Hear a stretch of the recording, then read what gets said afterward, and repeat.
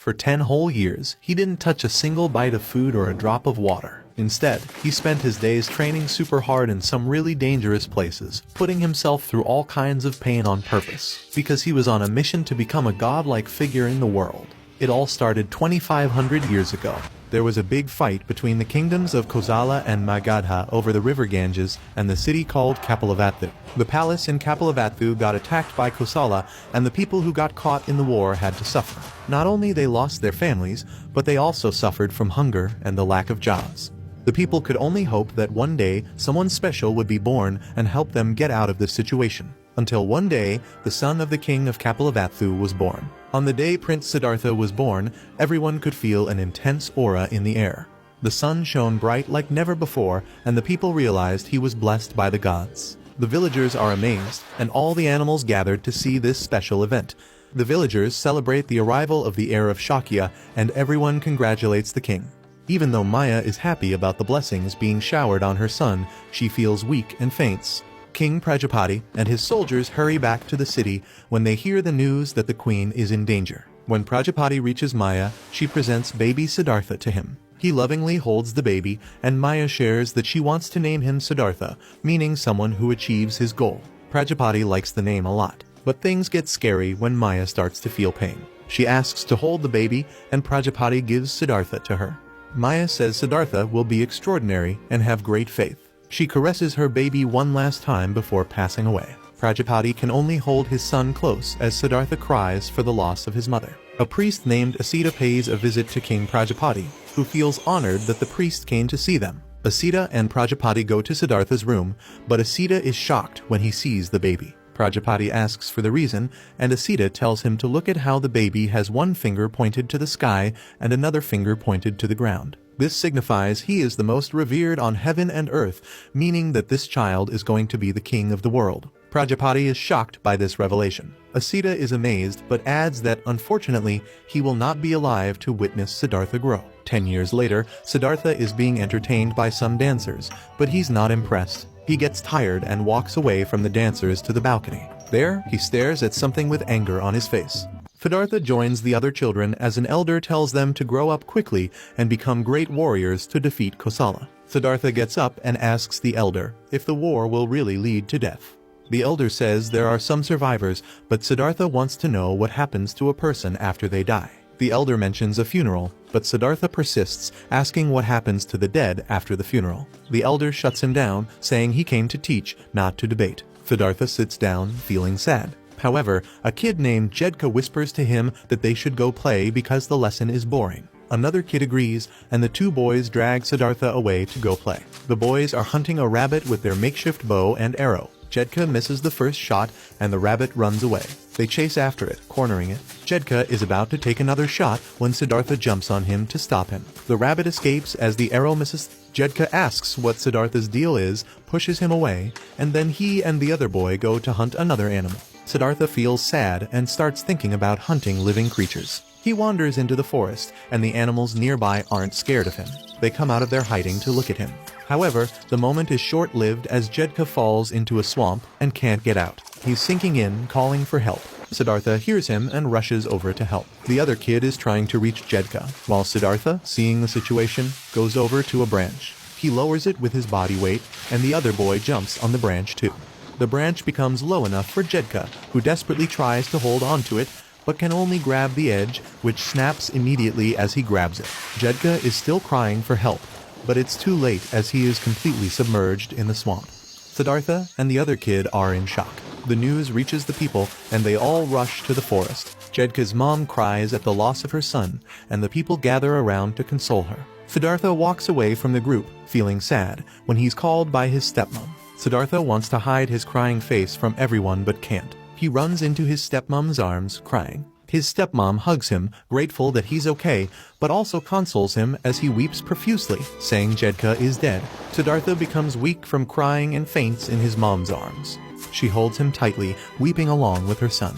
His stepmom takes him to his room to rest. The maid informs them about King Prajapati's arrival, but Siddhartha is so ashamed of himself as he lays in bed, turning his face from his mother. She tells him that everything will be okay and he should get some sleep. Then, she leaves him to rest and meets with the king, who asks her how Siddhartha is doing. She apologizes, blaming herself and saying her dereliction of duty caused the situation to happen. King Prajapati tells her that Maya was weak after giving birth to Siddhartha, but she must show more love to Siddhartha than Maya. She thanks him for his kind words.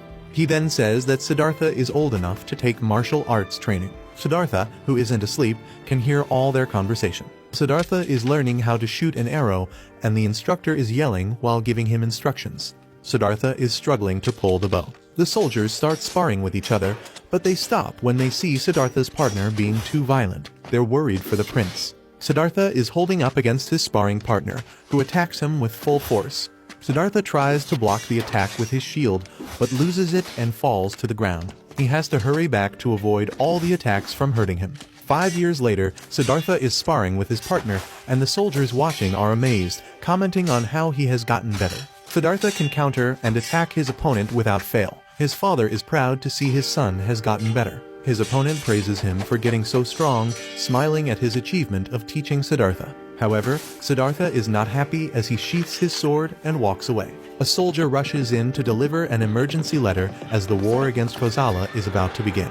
Siddhartha asks his father why they need to fight, and his father says that they've been able to avoid the war in recent years, but not this time. His father tells him to make a good start. Siddhartha asks what that means, and his father says Siddhartha should defeat Kosala, inherit his place, and become the king of their country. But Siddhartha questions his father on why there is war, why are humans killing each other? His father yells at him, saying if they don't fight, Kosala won't be conquered. Still, Siddhartha isn't convinced. His father asks him how he intends to be a king with this mindset. As the war begins, Kosala and Shakya charge towards each other, not caring about the village between their clashing zones. Siddhartha watches from above as the countries battle it out, trampling over the village. Shakya rains arrows on Kosala's front lines, ending them. However, Kosala's war leader keeps advancing, urging his men to follow. Siddhartha sees the piles of bodies and can't stand to watch. He advances with his men into the battlefield. Both sides attack each other with everything they've got. The king rides his horse, taking down some of Kosala's men, but the Kosala leader and his soldiers still have the upper hand, easily wiping out Shakya's soldiers.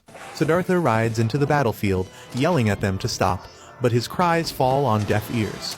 Siddhartha is surrounded by Kosala's soldiers, who identify him as the prince and leader, seeking to kill him to earn a title for themselves. Shakya's soldiers try to shield Siddhartha, but they are easily wiped out. Kosala's leader, Chapra, tries to attack Siddhartha, but suddenly time seems to move slowly. The closer he gets to Siddhartha, the more illuminating he becomes. Siddhartha doesn't draw out his sword during this moment and just stares straight at Chapra. Chapra starts spitting blood, and his horse becomes restless. He ends up falling off, still spitting blood. Siddhartha and Chapra keep staring at each other, and Chapra realizes that things are different because it feels like Siddhartha is looking deep into his soul and judging him. Chapra hits the ground hard, and his men come around to check on him, but he passes away immediately. The Kosala soldiers are ordered to retreat immediately. A soldier tells Siddhartha to return to the army, and other soldiers yell at each other to retreat and protect the prince. Siddhartha retreats with the rest of the army. Under the night sky, with the moon illuminating the surroundings, Princess Yashodhara, his wife, walks up to him, asking why he isn't resting. She mentions that he sits there every night until it's very late and asks if he has any concerns. He replies that humans die and get sick easily, wondering why he is unable to do anything. Siddhartha flips the page of a scroll in his hand and questions why people have to give up when they suffer from an incurable disease. He wonders aloud why they have to close their eyes while waiting for death to come and ease their suffering. Siddhartha believes life is full of suffering. As he stands up, memories flood back to when he traveled across the country and saw people suffering. He remembers a young slave boy getting trampled by a fruit merchant for stealing. The child, all shriveled up from hunger, holds onto the stolen orange, enduring the pain while the merchant continues stepping on him. Back in the present, Siddhartha tells Princess Yashodhara that even though he was born a prince, he feels like he knows nothing. He thinks he's more ignorant than even the Sudras, a group of people. He expresses his desire to learn all about the world. Princess Yashodhara hugs him from behind and says his name. Prince Siddhartha tells her to rest. A few years later, the royal family gathered at Princess Yasodhara's room because she just had a baby. Prince Siddhartha goes out on the palace porch to think. He tells himself that even though he learns a lot, all he sees is people suffering, and no one teaches him how to fix it. In his mind, he sees many people needing help, reaching out to him like they want to pull him into a dark hole. This is the horror of people suffering. Realizing that, as a future leader, he can't stop people from getting sick, growing old, and dying, Siddhartha knows that these things are inevitable in the world of life. He understands he will go through all of them as a human and face death. He starts sinking into this thought, feeling the darkness around him. He struggles because he realizes life brings pain, and Siddhartha desperately wants to find a clear way to avoid that pain. He snaps out of his thoughts, finding himself sitting in a lotus position under a tree in the middle of the jungle. Determined, he thinks there must be something he can do. Siddhartha makes a big decision to leave everything behind and search for the truth. Late at night, he goes to his father's room while he's asleep. Feeling sad about possibly disappointing his father, Siddhartha quietly leaves a note, hoping for forgiveness. Stepping out, he mounts his horse and rides to the top of a hill, taking one last look at the city before heading off on his journey. A man named Channa catches up to Prince Siddhartha and begs him to come back. Siddhartha gets off his horse and tells Channa to take the horse back to the city. Then, he starts taking off all his royal ornaments and robe, throwing them on the ground. Channa picks up the valuable items and asks Siddhartha what he's doing. He is shocked to see Siddhartha take a knife and cut off all his hair until he's completely bald. Siddhartha hands his hair to Channa and instructs him to give it to Princess Yasodhara. Siddhartha tells Channa to tell the princess that he will be back after finding the path to success. Channa, crying for Siddhartha, watches as he walks away with only a robe around his waist. Siddhartha tells Channa to return with the horse and the other valuables, emphasizing his determination to seek a different path. Siddhartha sets off on his journey to find his own path. His mother Maya has been watching over him, believing in the prophecy that he will become a great person and erase the suffering of all living things. She wishes him well as he becomes an ascetic monk and travels across the world. Siddhartha's journey is tough. He relies on the kindness of strangers for food, sleeps wherever he can find shelter, and walks through harsh weather on foot. One day, he arrives at a village where people are suffering from severe hunger, almost lifeless on the ground. Siddhartha uses his robe to cover a shivering mother and child, surprising those who witness this compassionate gesture. Siddhartha spends some time in the village and heads towards the stream when a man approaches him. The man notices Siddhartha's growing hair and beard, telling him it's not good for a monk. He offers a razor to help trim Siddhartha's hair and beard, inviting him to his house to clean up. Siddhartha agrees. At the man's house, he gives Siddhartha a robe to wear, complimenting how good he looks in it. Another monk in the house asks for a cup of water, and the man happily goes to get it, excited to have two monks in his home. Siddhartha introduces himself to the other monk, who then surprises him by asking if he was the Shakyan prince. Taken aback, Siddhartha confirms it. The monk introduces